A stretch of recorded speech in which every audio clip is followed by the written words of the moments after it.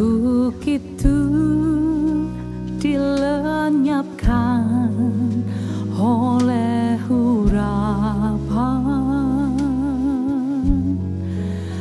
dan bukit itu dilenyapkan oleh urapan. Oh, datanglah pengurapan, penuhiku sekarang. Ku sembah Kau, Yesus Tuhan, Raja segala raja. Dan bebanmu dilenyapkan oleh urapan,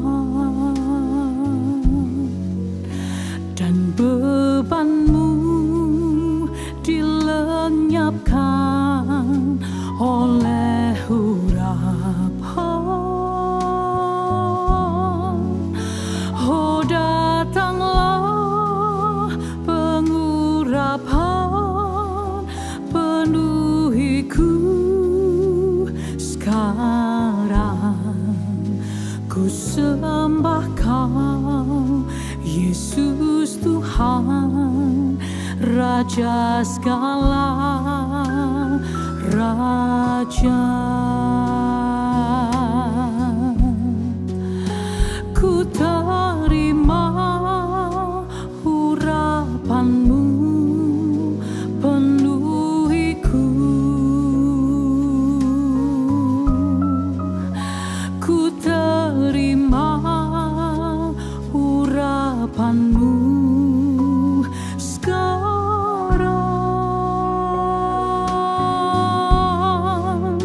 Terima kasih, oh Yesusku, karena kuasa urapanmu. Ku sembah Kau, Yesus Tuhan, Raja segala raja. Dan bebanku dilenyapkan oleh urapan, dan bebanku dilenyapkan oleh urapan. Oh, datanglah pengurapan, penuhiku sekarang.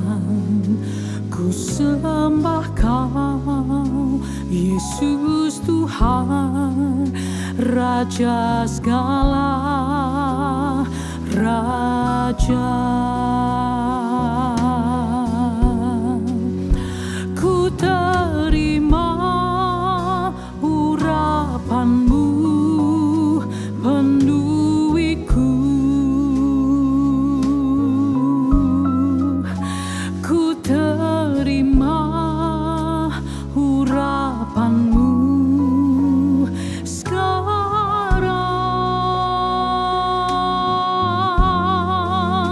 Terima kasih, oh Yesusku, karena kuasa urapanmu. Ku sembah Kau, Yesus Tuhan, Raja segala raja. Ku terima urapanmu, penuhiku.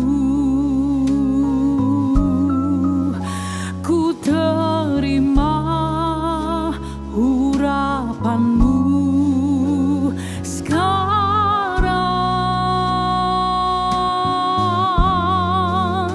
Terima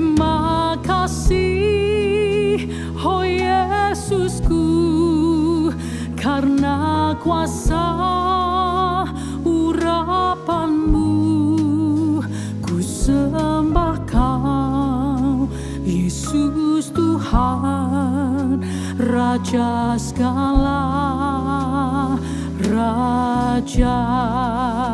Ku sembah Kau, Yesus Tuhan, Raja segala Raja. Ku sembah Kau, Yesus Tuhan, Raja segala Raja.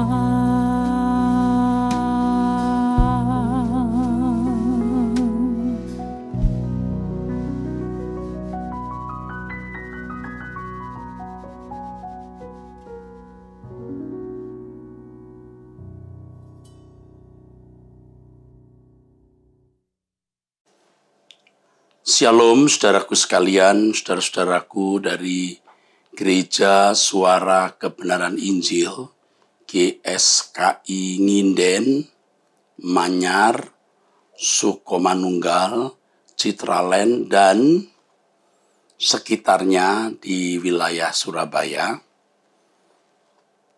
Ini adalah kesempatan yang sangat baik untuk mendengar suara Tuhan, nasihat Tuhan, firman Tuhan. Untuk itu mari kita berdoa.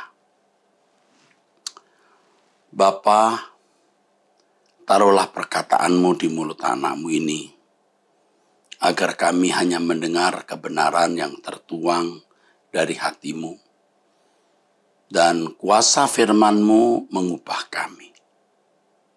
Terima kasih Bapa. Dalam nama Tuhan Yesus Kristus kami bersyukur, kami berdoa. Amin. Saudara sekalian, pasti semua orang Kristen mengaku beriman kepada Tuhan. Sebenarnya bukan hanya orang Kristen yang mengaku beriman. Agama samawi lainnya yang mempercayai ada Allah yang esa, mempercayai ada Allah yang memberikan hukum, ya, itu agama samawi namanya. Mereka juga memiliki diksi kata ini, iman, beriman. Nah, saudara sebagai orang Kristen juga pasti merasa sudah memiliki iman atau beriman kepada Tuhan, khususnya beriman kepada Yesus sebagai Tuhan dan Juru Selamat. Nah, saudaraku sekalian, kita akan belajar bagaimana seharusnya kita beriman dengan benar. Di dalam Yakobus pasal 2, firman Tuhan mengatakan di ayat 19, engkau percaya bahwa engkau percaya bahwa hanya ada satu Allah saja, itu baik. Tetapi setan-setan pun juga percaya akan hal itu dan mereka gemetar. Nah, ayat ini menunjukkan bahwa kalau seseorang hanya percaya bahwa Allah itu esa, itu belumlah percaya yang benar. Bukanlah iman yang sejati. Dikatakan di sini, setan pun percaya dan gemetar. Sebenarnya kata setan di ayat ini adalah daimonia, yaitu roh-roh jahat. Roh-roh jahat pun juga percaya dan gemetar, saudaraku. Jadi kalau ukuran beriman hanya meyakini Allah itu esa, belumlah iman yang menyelamatkan. Buktinya apa? Setan pun atau roh jahat pun juga memiliki keyakinan seperti itu. Nah, Tetapi selama ini kenyataan yang kita saksikan, kita lihat, dan jangan-jangan kehidupan saudara sendiri merasa sudah beriman karena percaya Tuhan itu ada, Tuhan itu esa. Kalau hanya percaya demikian, saudaraku, itu belum iman yang sejati, saudara. Nah, kemudian kita melihat di dalam Yakobus pasal 2 itu, apa sebenarnya yang dimaksud dengan iman. Dikatakan di dalam Yakobus pasal yang kedua, ayat yang ke-22, maksud saya dari ayat 21, bukankah Abraham bapak kita dibenarkan karena perbuatan-perbuatannya ketika ia mempersembahkan Ishak anaknya di atas Mizpah? Iman itu bukan hanya keyakinan di dalam pikiran, bukan hanya aktivitas nalar, saudaraku. Iman itu tindakan. Iman itu perbuatan konkret. Tindakan dan perbuatan konkret, saudaraku. Dari tindakan atau perbuatan seseorang, itu nampak imannya. Nyata. Nah, kita bisa melihat bagaimana Abraham sebagai bapak orang percaya, yang juga disebut sebagai sahabat Allah, memiliki iman. Kalau kita membaca kitab Roma pasal 3, Roma pasal 4, juga kitab Galatia, kita banyak mendengar, saudaraku. Maksud saya, banyak membaca ayat-ayat yang mengatakan bahwa orang dibenarkan bukan karena perbuatan, tetapi karena iman. Nah, banyak orang Kristen meleset dalam memahami iman. Asal sudah meyakini Yesus sebagai Tuhan dan Juru Selamat, mereka merasa bahwa mereka sudah beriman. Wow, bagaimana ini? Wah, kalau hanya mempercayai Allah secara demikian, meyakini bahwa Allah itu ada. Loh, setan-setan pun percaya dan gemetar. Roh-roh jahat pun percaya dan gemetar, saudaraku.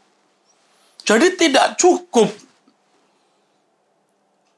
iman itu tindakan atau perbuatan.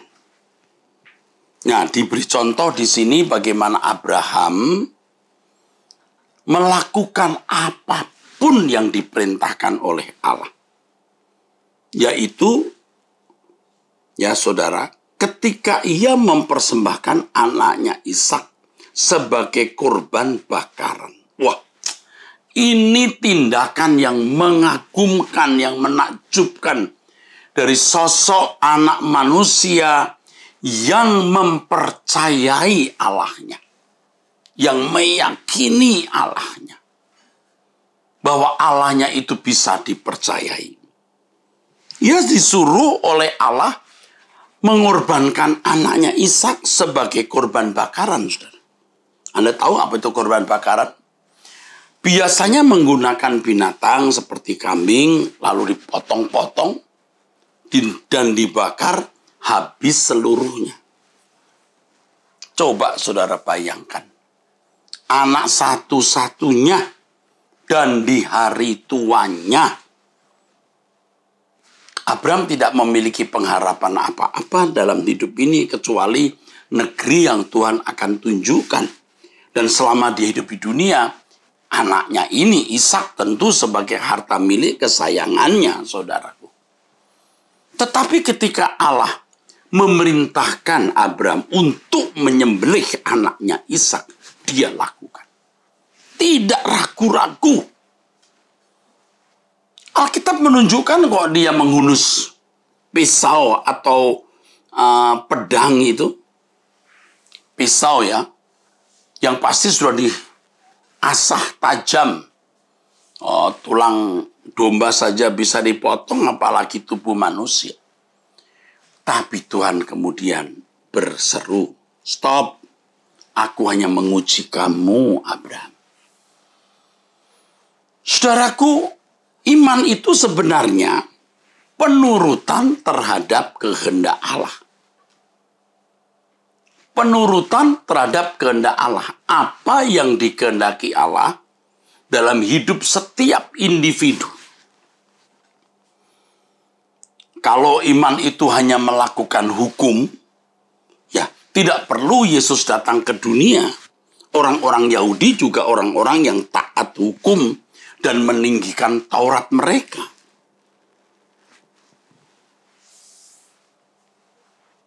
Tetapi penurutan terhadap kehendak Allah. Abraham harus keluar Ur Kasdim, harus mengganti nama dari Abraham menjadi Abraham, harus menyembelih anaknya Ishak dan lain sebagainya. Demikianlah Allah berurusan dengan Abraham, saudaraku. Secara pribadi, secara khusus, saudaraku. Secara pribadi dan secara khusus. Disinilah ya kita menemukan iman yang sejati, bagaimana Abraham hidup dalam penurutan terhadap kehendak Allah. Nah, itulah iman. Maka setiap orang percaya harus juga memiliki kehidupan seperti itu. Bisa mendengar suara Tuhan, mengerti yang dikehendaki Tuhan, dan melakukan apa yang Tuhan kehendaki. Di dalam konteks hidupnya yang khas, yang khusus, yang tidak sama dengan siapapun, saudaraku. Itu iman. Jadi kalau hanya menjadi orang baik, melakukan hukum dengan baik, wah, tidak usah Yesus datang ke dunia, saudara. Tidak perlu, tidak bisa. Maksudnya untuk apa? Umat perjanjian lama ini, saudara, sudah taat hukum. Tapi mereka tidak memiliki iman yang sejati, saudaraku sekalian. Mereka tidak memiliki iman yang sejati, saudaraku. Setiap orang harus memiliki sebuah pertemuan dengan Allah. Sehingga mengerti apa yang dia kehendaki, siapa jodohku, harus kerja apa, tinggal di mana, dan lain sebagainya. Dan melakukan dengan tepat apa yang dikehendaki oleh Allah. Tentu saja orang yang bisa mengerti kehendak Allah ini, orang yang sudah secara moral umum sudah baik dulu. Sudah tidak lagi mencuri, tidak berjudi, tidak berzina, tidak membunuh, menghormati orang tua, dan lain sebagainya. Secara moral umum harus sudah baik dulu. Baru secara moral umum baik, ia mesti memiliki kepekaan terhadap kehendak Allah, sehingga mengerti apa yang Tuhan kehendaki di dalam hidupnya. Jadi orang Kristen yang benar-benar dikatakan dan dibenarkan, itu seperti Abraham. Menemukan apa kehendak Allah di dalam hidupnya secara pribadi. Maka mestinya dari sejak anak-anak, kita telah mendidik anak-anak kita berjalan dengan Tuhan. Ketika remaja tetap berjalan dengan Tuhan, tidak terpengaruh oleh dunia sekitarnya. Ketika mulai dewasa, sudah pada umumnya memiliki teman hidup, ia tidak akan mungkin memilih jodoh teman hidup di luar kehendak Allah. Tidak mungkin, saudara. Dia harus tahu siapa jodoh yang tepat bagi dirinya menurut kehendak Allah. Dia harus kerja di mana dan lain sebagainya. Itu baru orang menemukan iman. Baru orang menemukan iman, saudaraku. Sayang sekali. Orang Kristen banyak yang tidak nyampe di sini. Belum sampai, saudara. Hanya percaya Yesus sebagai Tuhan dan Juru Selamat. Dan tidak jahat lagi. Kalau dulu main judi, sekarang tidak main judi. Kalau dulu melakukan berbagai dosa, sekarang tidak. Oh, bukan hanya itu. Kalau secara moral umum memang harus sudah baik. Tetapi bagaimana seseorang, orang percaya, memiliki, saudaraku sekalian, kepekaan terhadap kehendak Allah. Sehingga mengerti kehendak Allah apa yang baik, yang berkenan, dan yang sempurna. Nah, saudaraku, saya takjub dengan kebenaran ini. Dan ketika saya mulai mengerti apa maksud kata iman ini, saya menjadi gentar, saudara. Bertahun-tahun menjadi pendeta, dosen sekolah tinggi teologi. Rasanya baru sekarang ini mengerti bahwa yang namanya beriman itu, saudara, bukan hanya mempercayai Allah itu ada, Allah itu esa, tetapi benar-benar mengerti yang dikehendaki oleh Allah dan melakukan apa yang Allah kehendaki di dalam hidupnya tersebut, saudaraku. Nah, di sini ternyata kekristenan itu benar-benar pribadi. Benar-benar pribadi, saudaraku.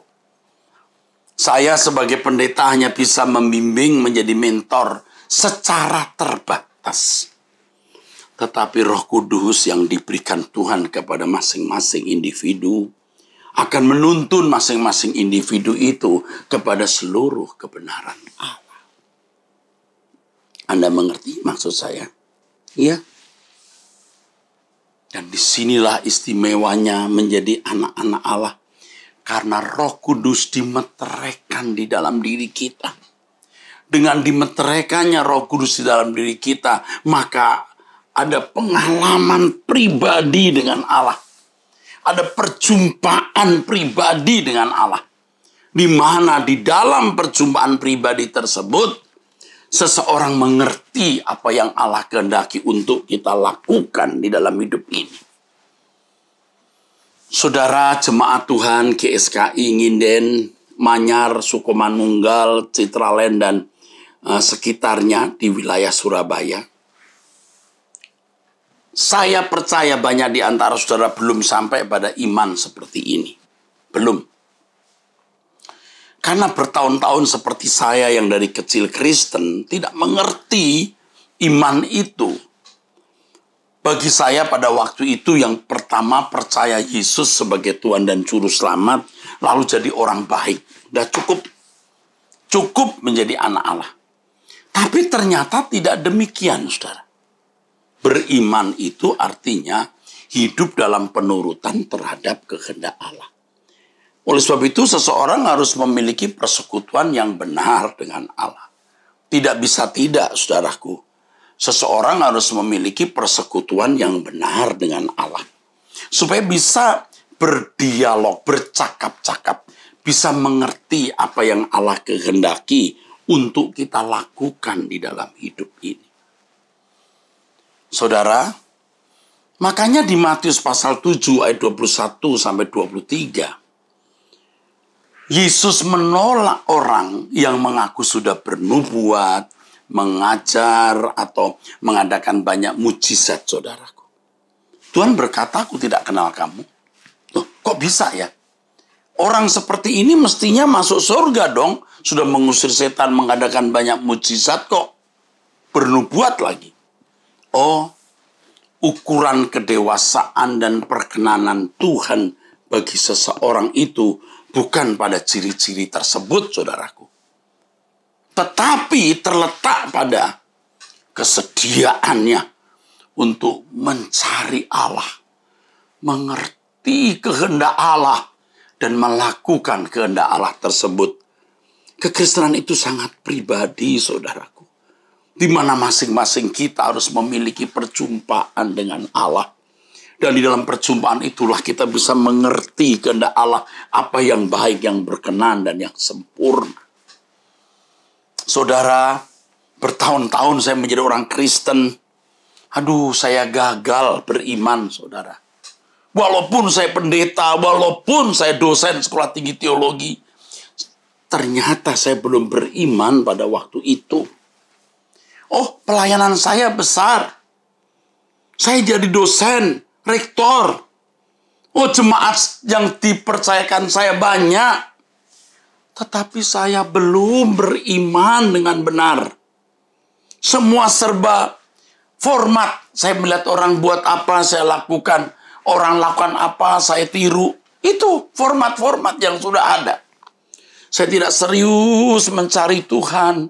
Tidak serius sungguh-sungguh untuk menemukan kehendak-Nya. Sampai ketika saya mengerti apa artinya beriman, saya mencari wajah Tuhan. Saya bergumul untuk mengerti apa yang Tuhan kehendaki dalam hidup saya untuk saya lakukan. Dan akhirnya, saudaraku, hari demi hari, seiring perjalanan waktu, saya baru bisa mengerti. Ternyata beriman itu demikian. Apa itu?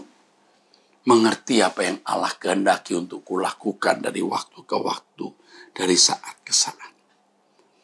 Nah, di sini pergumulan kita bukan hanya terletak pada pemikiran teologi.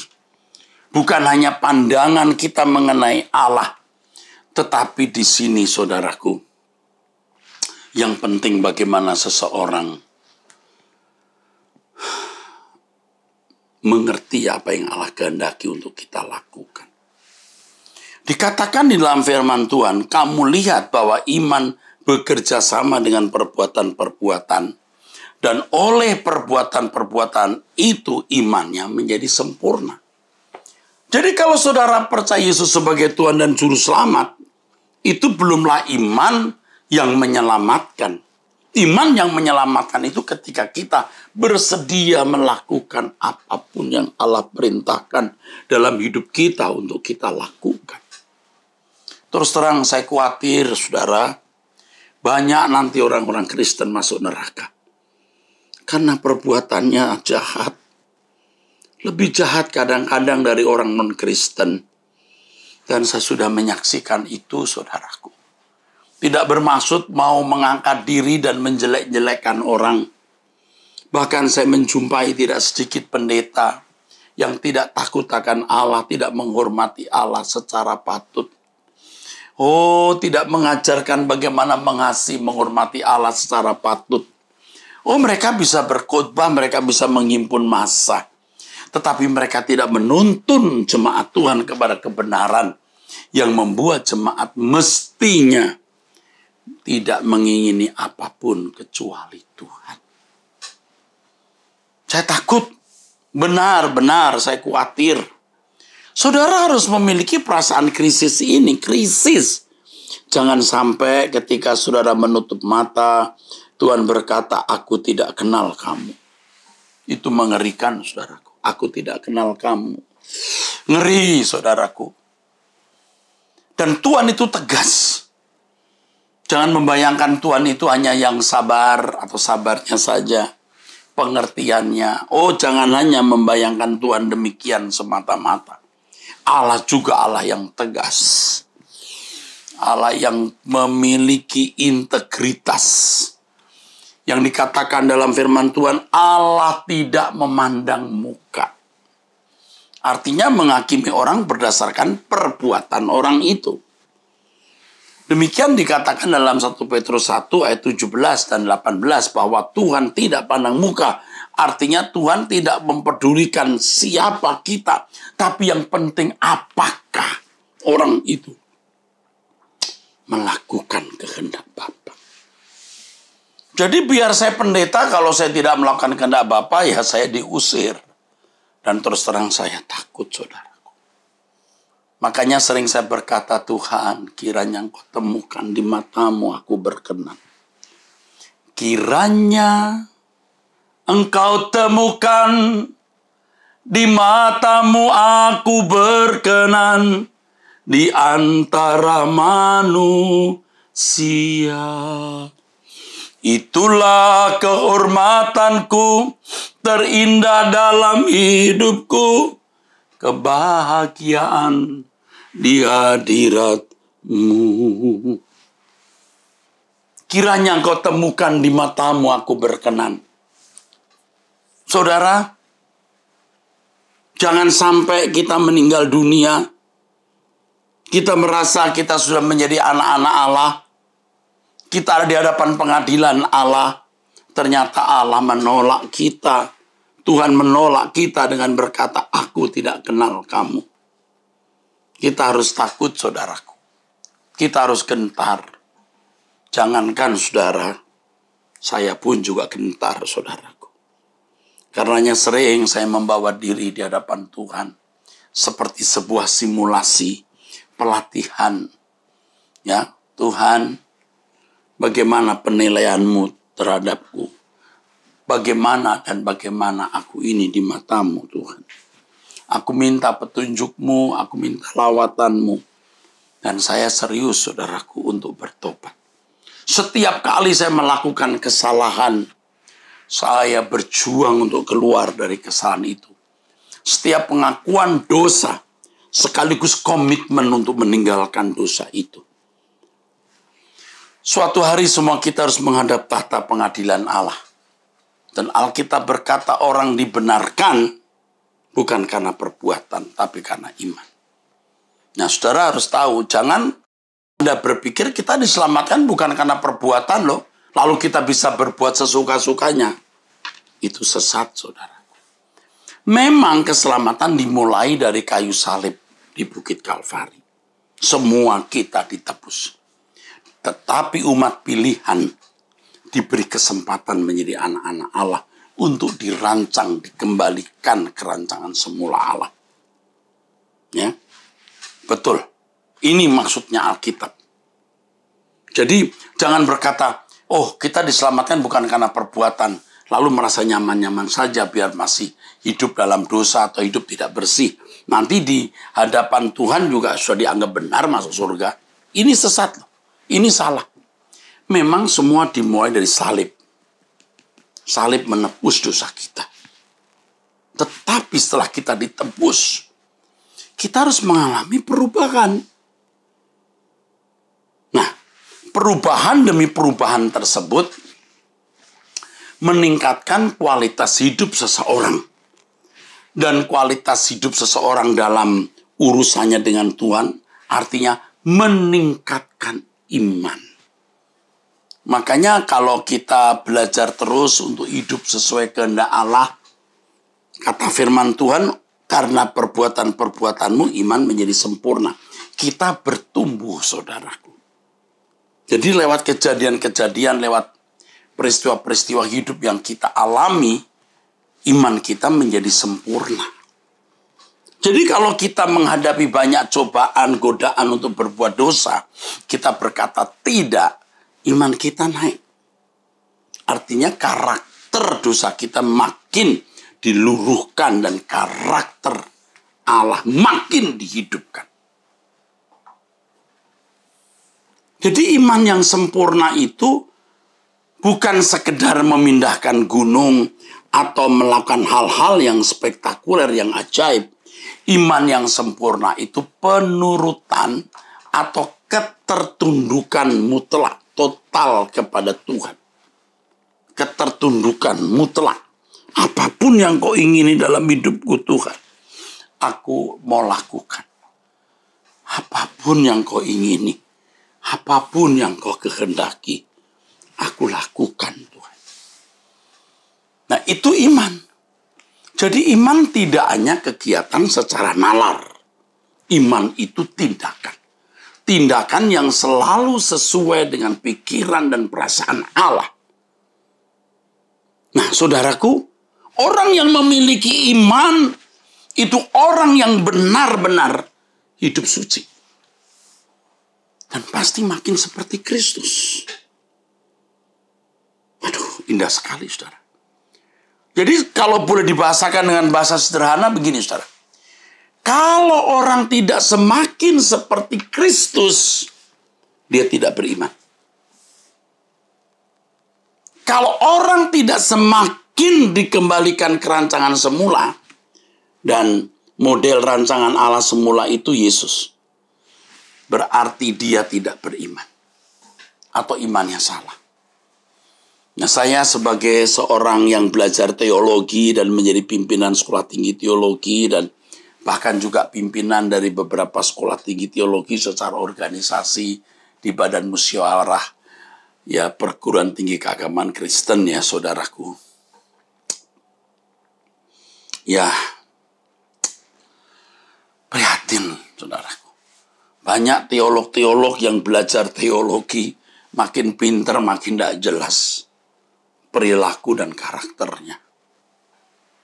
Aduh saudara, berebut kedudukan dalam lingkungan organisasi, memfitnah, membicarakan keburukan orang lain di belakang orang itu. Waduh, tidak jelas saudaraku.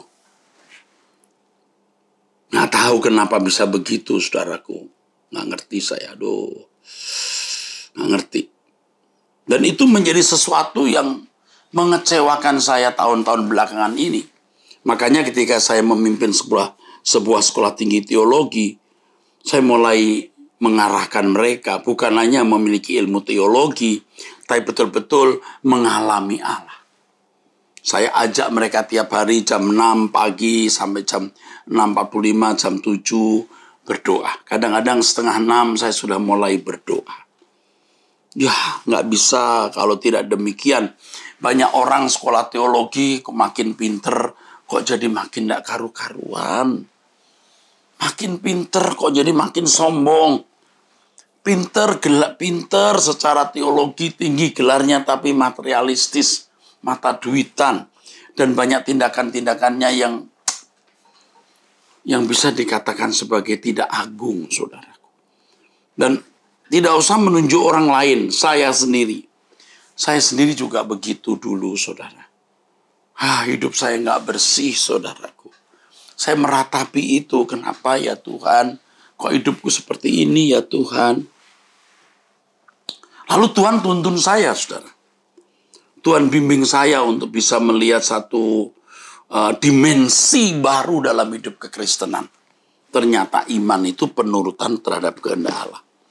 Dan itu ya sangat pribadi. Karena kehendak Allah kepada masing-masing orang itu beda. Setiap individu itu memikul, memuat, mengandung rencana Allah yang harus dia penuhi atau kehendak Allah yang harus dia lakukan, saudara. Setiap orang, setiap individu memiliki, mengandung, memuat, memikul kehendak Allah yang harus dia lakukan dan rencana Allah yang harus dia penuhi. Dan setiap orang beda. Tidak ada yang sama. Kalau saudara nanti menghadap Tuhan, kira-kira apakah saudara sudah melakukan kehendak Allah? Kalau saudara berkata, saya melakukan hukum. Bagi umat Israel, kehendak Allah dinyatakan di dalam hukumnya. Benar. Tetapi bagi umat perjanjian baru, kehendak Allah itu, saudaraku, adalah segala sesuatu yang Allah ingini untuk kita lakukan. Dan jika kita melakukan segala sesuatu sesuai dengan kehendak Allah, maka itu berarti beriman. Nah, banyak orang fokusnya hanya bagaimana mengalami dan menikmati kesenangan, bagaimana cita-citanya tercapai, bagaimana dia menjadi seorang yang terkenal, terhormat, tetapi tidak memikirkan apa kehendak Allah yang harus dia lakukan.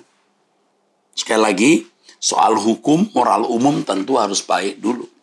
Baru dia dibawa kepada fase ya yang lebih tinggi, yaitu mengerti kehendak Allah. Masing-masing orang memiliki kehendak Allah yang berbeda dan rencana Allah yang berbeda pula, saudara. Dan itu harus ditemukan. Terus terang, kita mestinya takut, saudaraku. Takut kalau suatu hari kita menghadap Tuhan dan ternyata kita belum melakukan apa yang Allah kehendaki. Takut kita mestinya. Makanya ada satu kalimat lagu yang saya tulis, kalimatnya begini.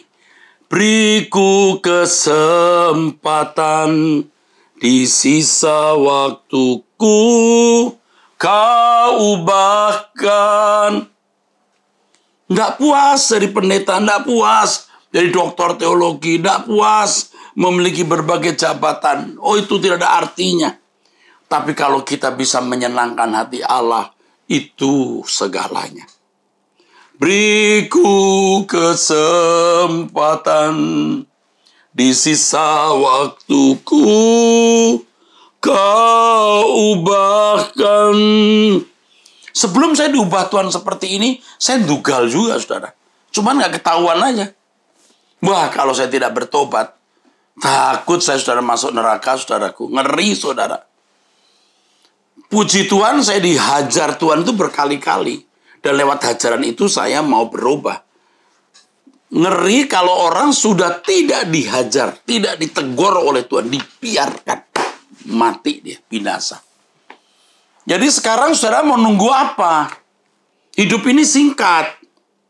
Seberapa sih senangnya memiliki harta, uang, kekayaan, kehormatan, rumah mewah, mobil mewah, kesempatan jalan-jalan dan lain sebagainya. Seberapa sih sampai saudara mengeliminir atau memisahkan Tuhan?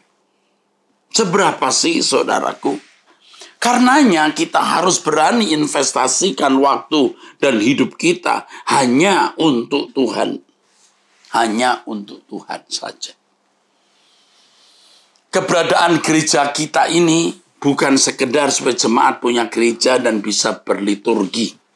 Tetapi gereja yang mengajarkan kebenaran sesuai dengan nama gereja suara kebenaran itu. Dan dengan kebenaran tersebut kita bertumbuh. Kita menjadi dewasa.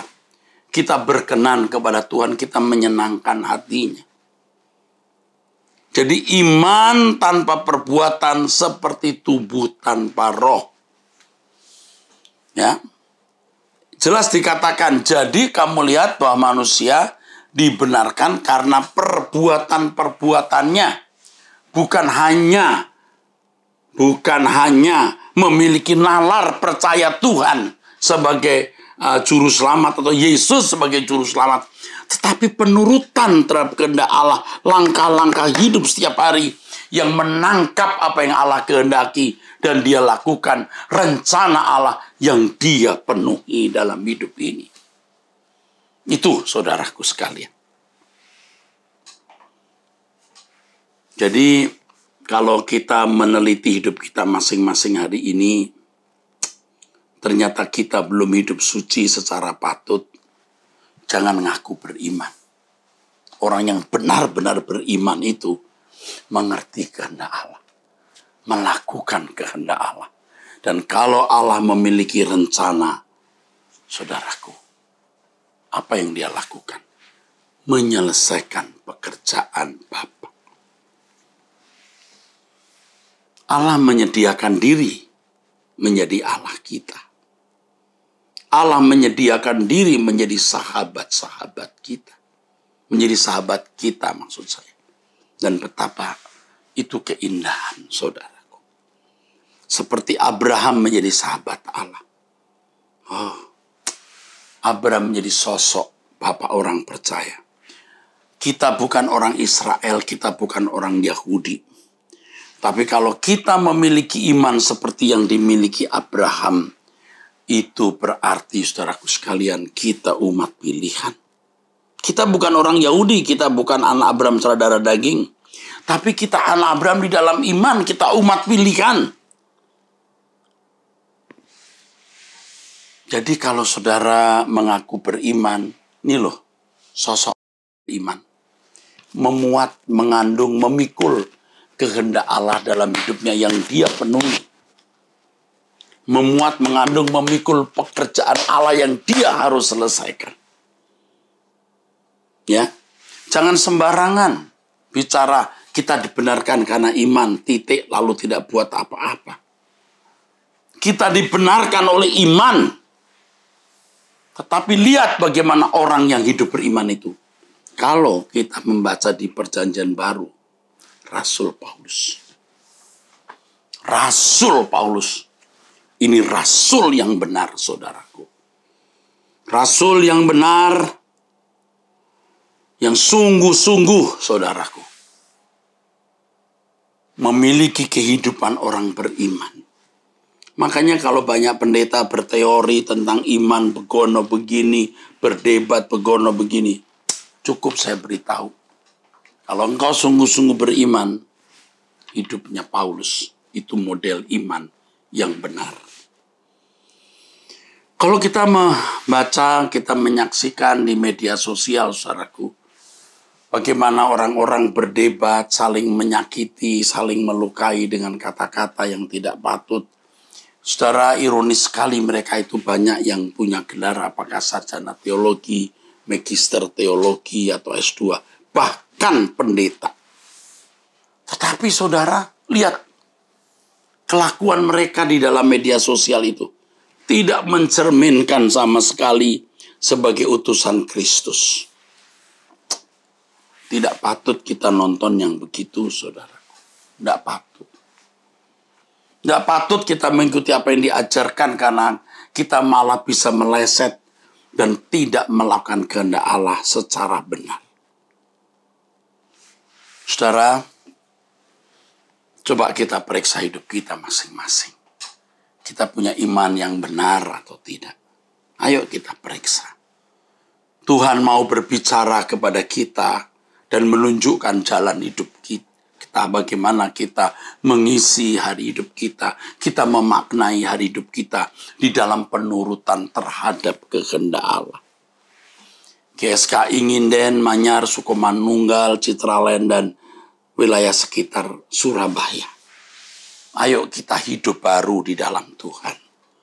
Kalau selama ini pengertian kita salah mengenai mengikuti Yesus, kita sekarang mau berubah. Kalau dulu kita ikut Yesus hanya karena kita mau supaya kita ini diberkati, disembuhkan. Tapi sekarang kita ikut Yesus karena kita mau menjadi kekasihnya, menjadi anak-anak Allah, yang suatu hari ketika kita menutup mata, Tuhan akan menjemput kita dan membawa kita, saudaraku, supaya di mana Yesus ada, kita ada, sesuai dengan firman-Nya, bahwa Dia pergi menyediakan tempat bagi kita, dan kalau Dia sudah menyediakan tempat bagi kita, Dia akan datang kembali dan membawa kita supaya di mana Dia ada, kita ada. Puji Tuhan, saudaraku. Dan ini yang menjadi kerinduan kita. Ya. Kau yang kurindukan, Kau yang ku nantikan, bila ku boleh datang memandang wajah-Mu, Tuhan. Kau yang kurindukan,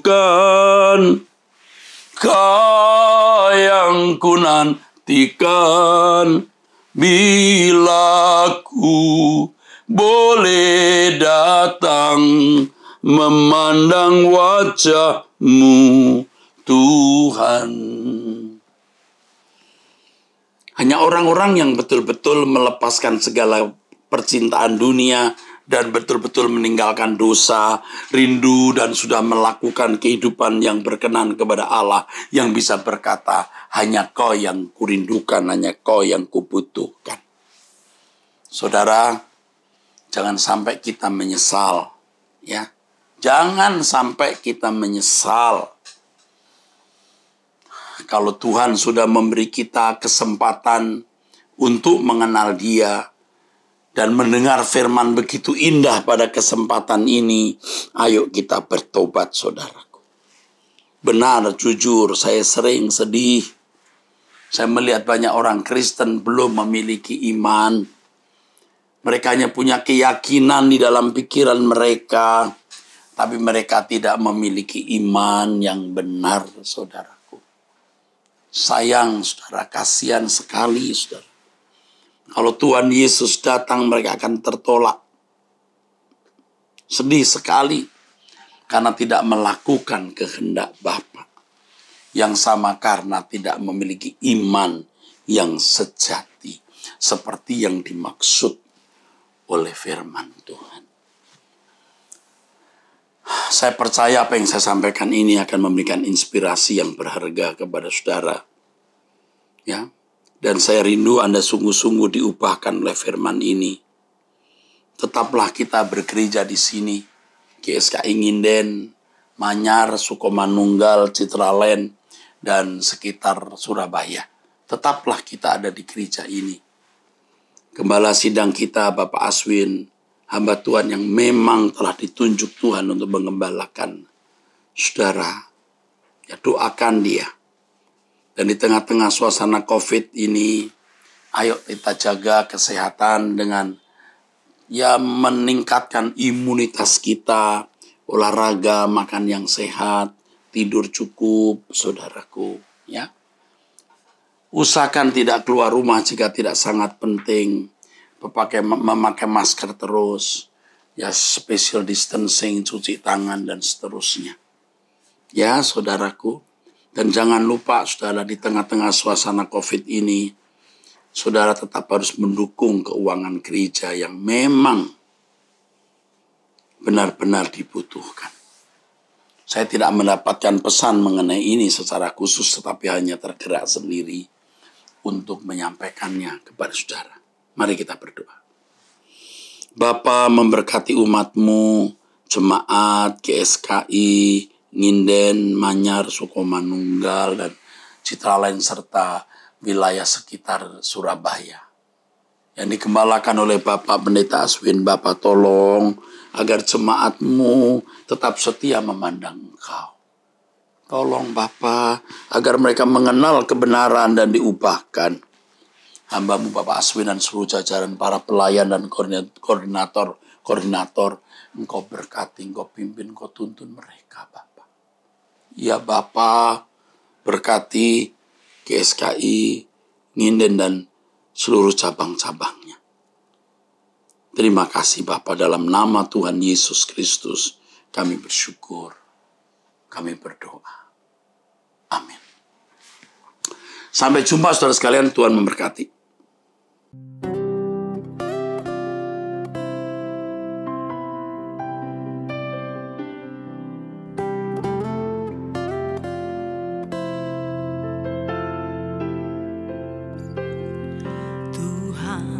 Ku percaya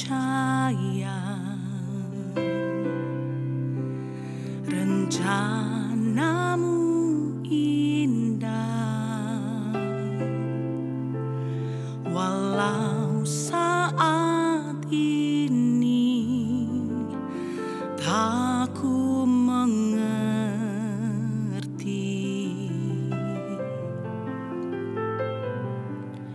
Engkau telah berfirman, kan beri masa depan, damai sejahtera, penuh harapan.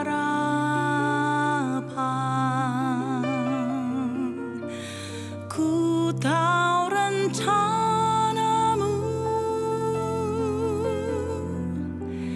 indah bagiku.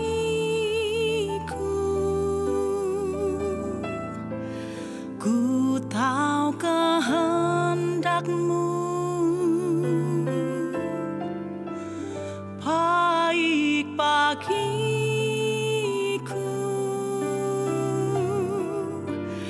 Ku tahu rancangan-Mu sempurna bagiku.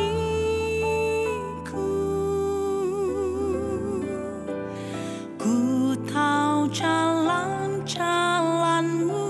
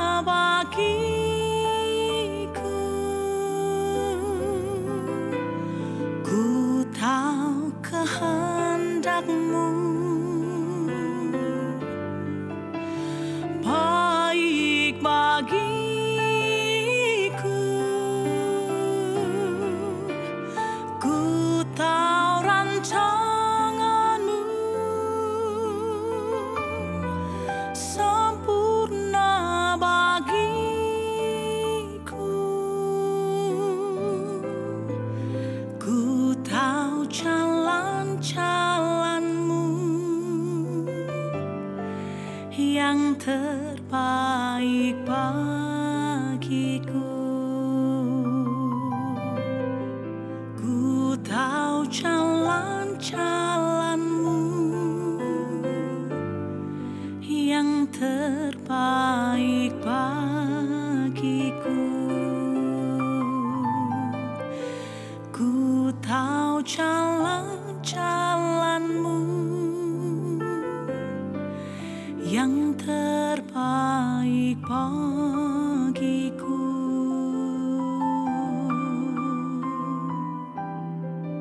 Sungguh rencana-Mu pasti yang terbaik bagiku.